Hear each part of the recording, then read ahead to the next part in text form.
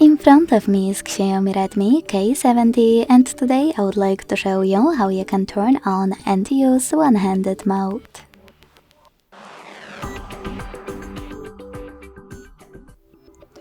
Begin by opening Settings and scrolling all the way down.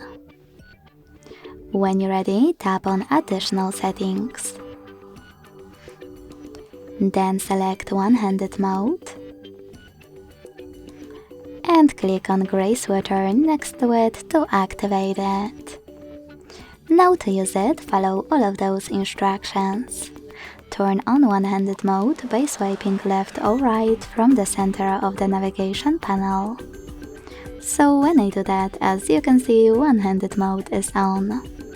To go back, you can click on this area at the top or simply swipe up.